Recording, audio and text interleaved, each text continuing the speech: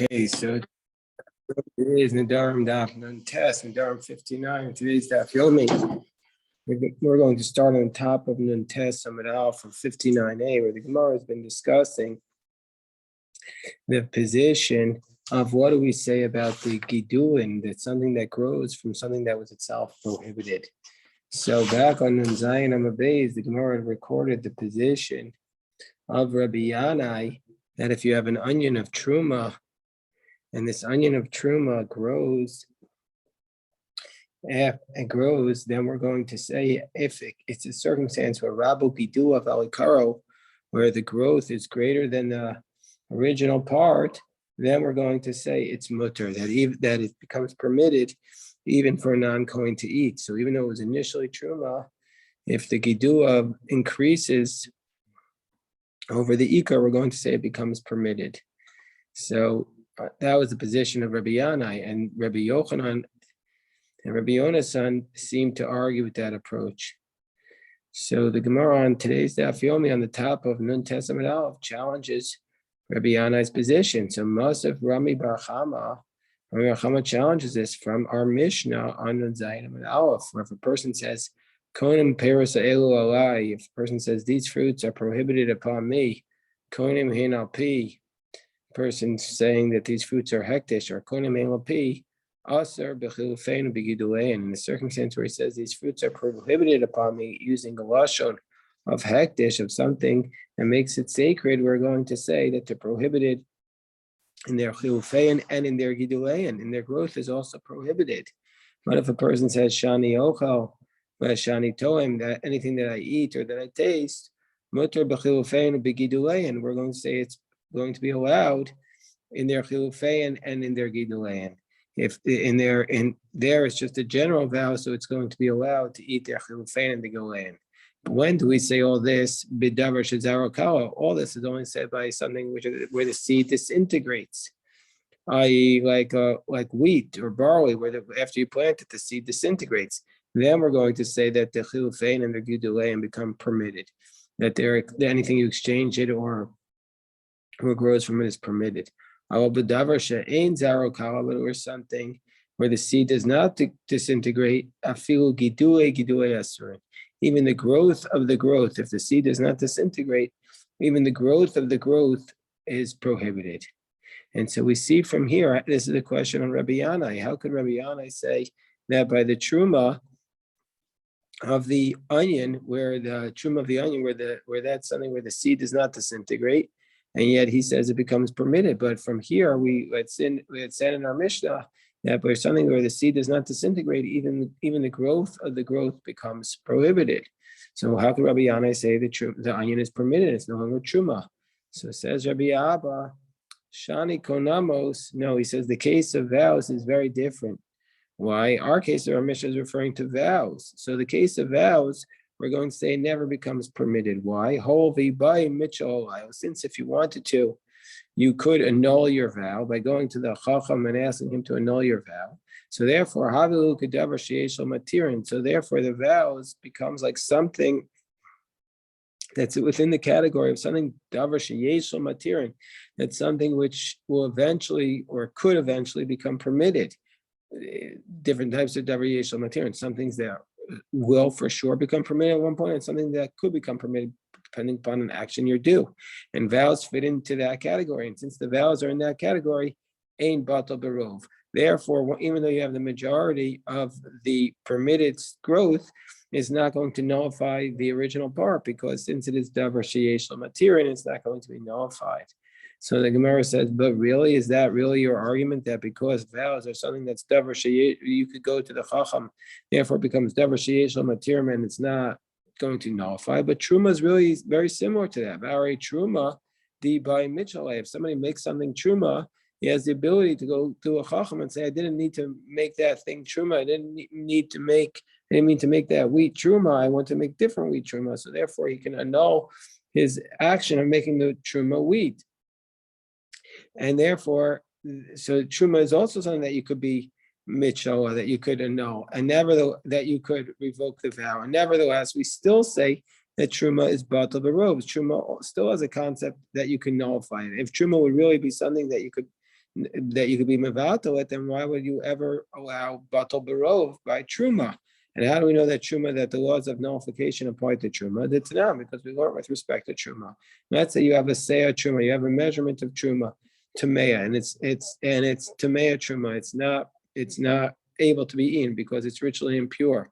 Shenafo lefachos mimea, and it fell into less than 100 times the amount of chulin. Now, so we pause for a second. Meat and milk is nullified in 1/60th. Most non-kosher foods are nullified in 1/60th. But truma, you need 100 times the amount in order to nullify it. So in this case, you have this tamea truma, which even the Kohen can't eat, and it fell into something which is less than 100 times greater than it of chulin. Then we're going to say terakiv. Then the whole item has to rot because nobody can eat it because the truma is not nullified. But that means to say, says the Gemara, that means to say the implication of this Mishnah is halameya, that if it fell into something that was greater than 100 times the amount, we would say if it fell into something greater than the 100 times, amri halameya tawa, that it would be nullified. So we see truma can be nullified even though it's something that's a davar sheyesh material, because you could go back and ask the chacham to annul it. So if that's the case, why do you say that vows are a davar sheyesh material? Because you can null the vow, but we don't say that by truma. So the Gemara answers, amri, no, the case we're talking about here, that what's the reason why you could annul the truma in this case is because we're talking about truma biyad kohen askinan. We're talking about truma that's in the hands of the Kohen already, meaning to say it was already given to the Kohen. And that's the truma that Rabbi Yanai was talking about. It was truma was already given to the Kohen. And that's the onion that grew. And once it grew, it's going to become permitted.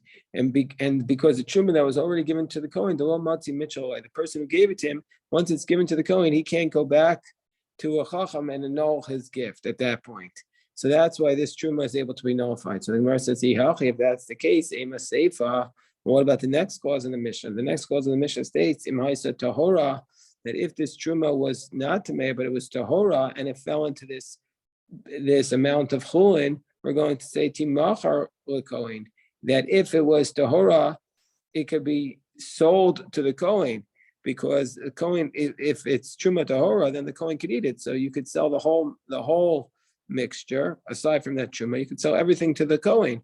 So anyway, we see from here that the scenario we're talking about is where it wasn't given yet to the Kohen; it was still in the possession of the Yisrael. So the Gemara says no. So what we're talking about a case of, the Yisrael has it, but he still can't be show on it. He still can't annul it, because we're talking about a case of Yisrael shenafu on base of the Mo Kohen Askinim. Talking about a Yisrael that inherited this truma from his maternal grandmother. So it is a davar, maternal grandfather. So it is a davar sheyesh lo matirin, because it's because he can't. It's not. The case is it's not a davar sheyesh lo matirin because he can't go to chacham and annul it. So therefore, it's in his possession. It's in his possession.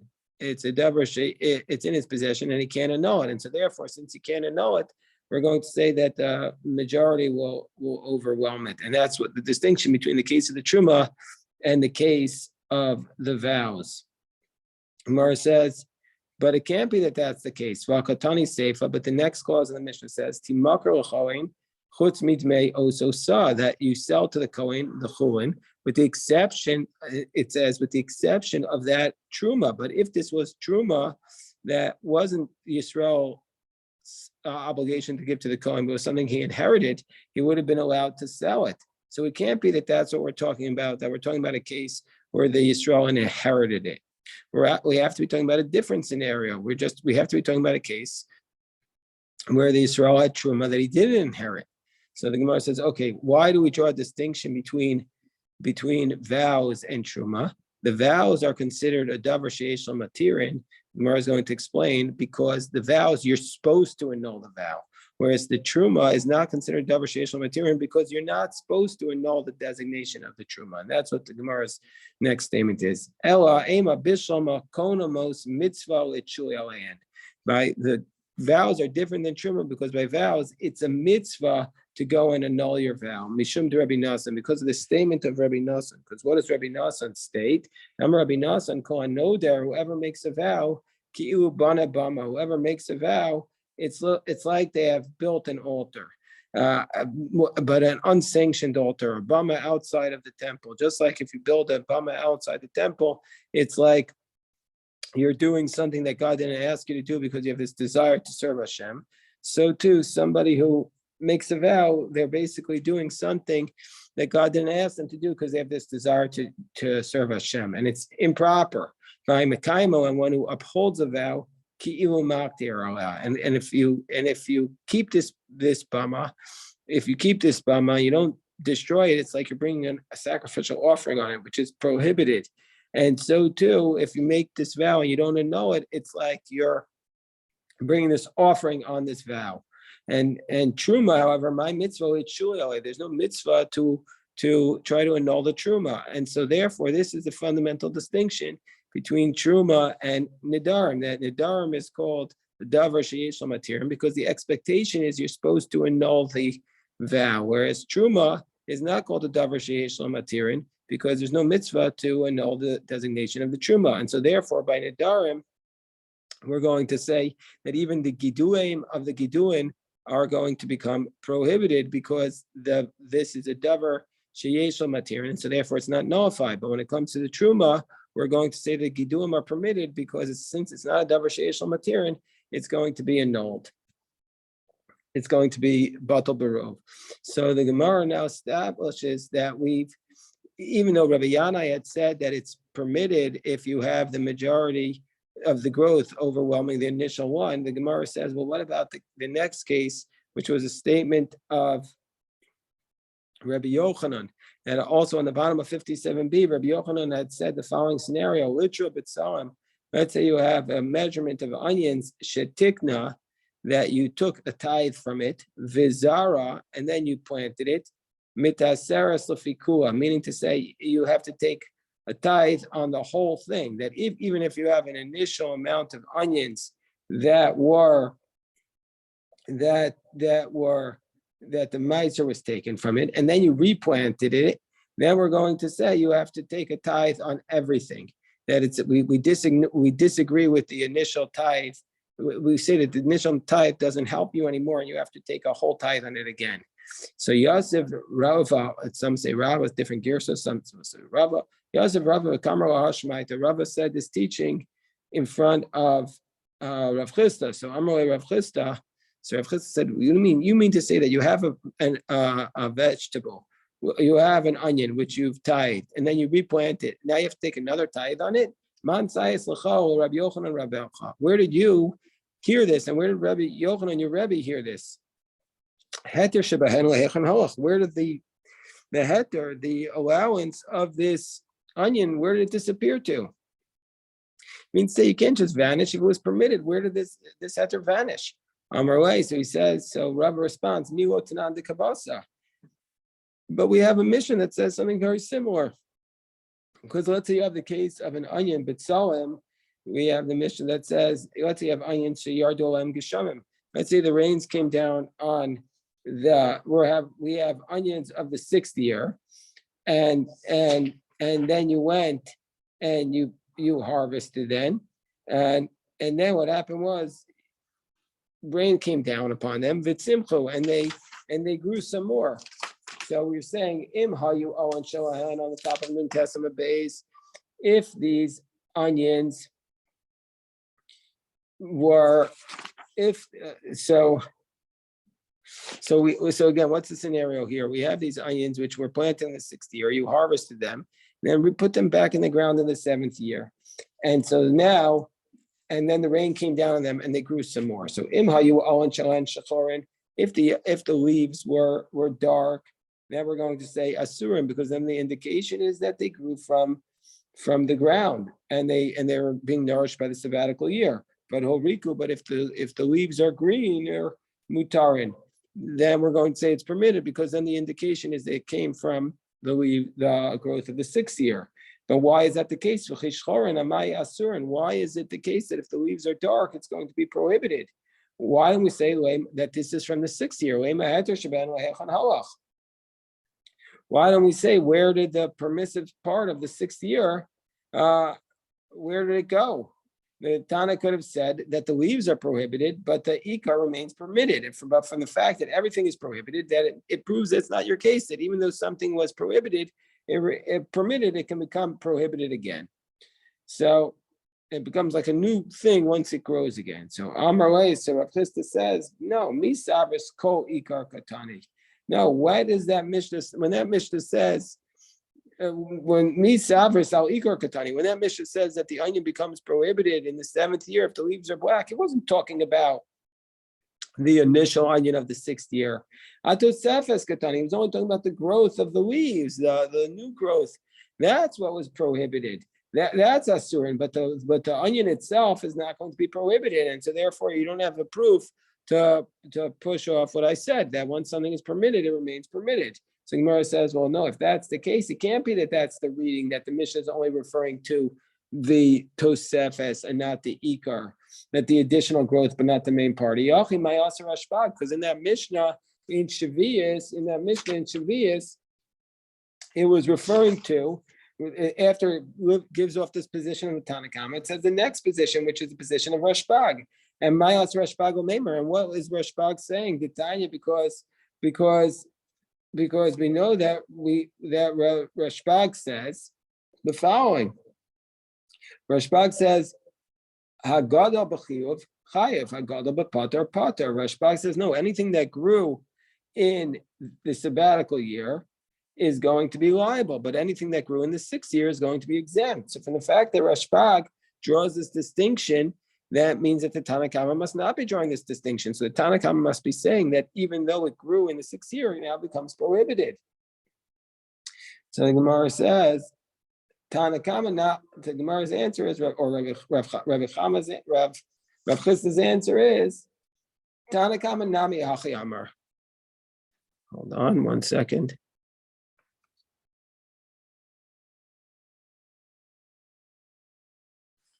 He says, Tanakama nami hachikamar. So he says the Tanakama also was saying this, meaning to say the Tanakama is saying the same thing as Rashbag, that what grew in the 7th year is prohibited, and what grew in the 6th year is permitted. And Kula Masnisin Reb Shimon Gamliel Katanila, meaning to say the whole Mishnah is really according to it's according to Rabbi Shimon Gamliel, meaning to say that the Tanakhama is not arguing with Rabbi Shimon Gamliel, that they're saying the same thing. That what grew in the 7th year is going to be prohibited, what grew in the 6th year is permitted. And when does Rabbi Shimon Gamliel say this position that the main part remains permitted, the growth of the 6th year remains permitted? That's only in a circumstance where the rain came down on its own and the onion started to grow. Meaning to say where he didn't do anything with his actions in order to nullify the growth of the 6th year, where it just rained on its own. But where he actually went and he did an action where he planted the onion to nullify it, and that's what Rabbi Yochanan was talking about with this case of the onions that he planted, and then it grew. Then batil beruba. If you do an action, you actually do an action to cause the onion to be replanted, then even Rosh Gamliel would say that it's nullified, that the main part, the part of the 6th year will be nullified because you've done an action to nullify it. So the Gemara says, you mean to say if you do an action on something that was permitted and then you do an action on it, like replanting it, then we're going to say that it's nullified in the majority. Is that really the case? All right, but what about the following case? We have a brisa that said earlier, this brisa was on Yom Chesem base. What does the brisa say? If you have a litra meiser tevel, let's say you have a measurement of meiser that is tevel, litra meiser tevel. So you have a measurement of meiser that the Yisrael gave to the Levi, but now it's tevel, because even though the Levi gets it, he has to take Trumas Meiser and give that amount to the Kohen. So the seed is now prohibited because it's still tevel. You can't eat it. The Levi can't eat it until he gives a portion to the Kohen. The Katarach, and we're talking about a case where he went and he replanted it. Vikatani osawitra meiser lavli makam acher. You went and you replanted. That's the case of the price, and yet we state that amount he has to go and take tithe on it from another place. So we see from here, so we see from here that even though he goes and replants it, and nevertheless, the Ketani also itra that Meiser of Tevel, he still has to replant it. He still has to go and take a tithe on it according to the amount. So even though he went ahead and he replanted it in order to nullify its growth of the sabbatical year, it's not going to be nullified. It remains in its initial prohibition, and its initial prohibition is that it was tevel. So even though he goes ahead and replants it, he was katarach. It still remains its initial state of requiring to be tithed. You need a tithe on it from another place. So the Gemara says no. Shani gabi meiser. No, that case is different because by meiser it says the amakra aser ta'aser as kol tfuah zarecha. And we learn from this pasuk that we're talking about crops that were planted, that even though that if you go, that you take in the initial tithe and then you go and replant them, that even though it was already tithed once, you have to go and retithe that part because it was nullified with respect to its growth. And we learned this out from Zarecha. Hetera Zara Inchi, something which had been permitted, that's what people plant. Isuro Zara Inchi, but people don't typically plant something which was prohibited. And so therefore, Rabbi Yochanan is saying that this measurement of onions that you tithe and then you replanted, that which was something that was permitted, nevertheless, it's going to be nullified with respect to the new growth, and you have to take a tithe on everything.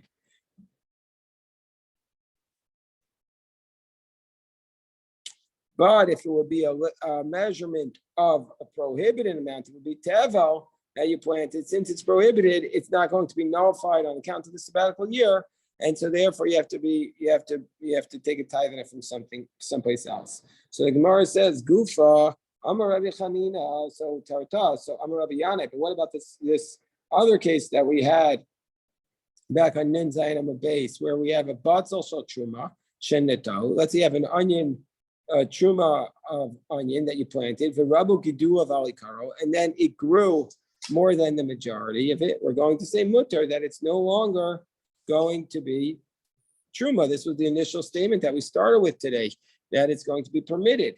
So the Gemara asks another question on Rabbi Yanai. Again, what was this case where you had an onion, it was truma onion, but then you planted it, became permitted, and it's no longer truma.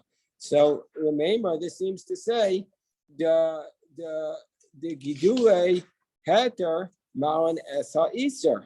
This seems to say that if you have something that grows in a state of permitted, it overrides the prohibited part. That's in effect what he's saying. We're on top of Samach Amid Aleph, but how can that be? Vatanan, but then we learn in the Mishnah in Trumos, gidule truma. So the Gemara is asking the question that we already learned this, because that we learn now like this, because it says in the Mishnah in Truma that the Chacham say that if something that grows from Truma, it's also Truma. And so therefore, why is Rabbi Yanai saying in this case it's not Truma, even though it's a growth from it? So the Gemara says Hanami Tamina. No, that we also learned in a Mishnah. It says Giduan is Chuan. We're talking about, excuse me, I skipped the line. He says, Begidue Kamina. No, we're talking about the growth of the growth. The growth is Truma, but the growth of the truth, if you took the bulb that grew from that onion and then from that bulb another bulb grew, that's going to be, we're going to say that is going to be permitted. And that's what Rabbi Yanai is talking about. So the Gemara says, well, that's also learned in a Bryce. Hanami Tamina, we learned in the Bryce, Gidue and Chuan, that the growth of the growth is Chuan. So why are we learning that? So it's already been taught in the Bryce. No, it says Hakamash Malan. I feel bedavar she'ein zarokawa. So he's saying, no, we're learning this thing even by something. Rabbi Yanai is telling us even by an onion, which is something where the seed doesn't disintegrate, we're going to say that the gidui of the giduin is permitted. Gemara says, V'atanan, but didn't we learn hatevel giduav mutarin, that if there's something that's tevel, if anything that grows from it is permitted. But when do we say that? B'davar shezaro kawa, only where its seed disintegrates. Aval davar she'ein zaro kawa, but there's something that where the seed does not disintegrate. Gidue giduin, the growth of the growth is prohibited, is asur. So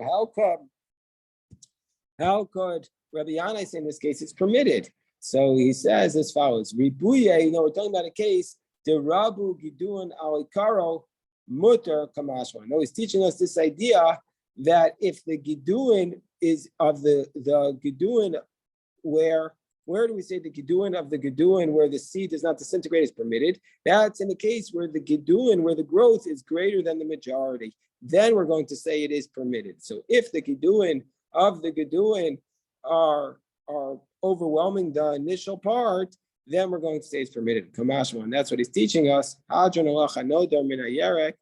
will stop the recording here.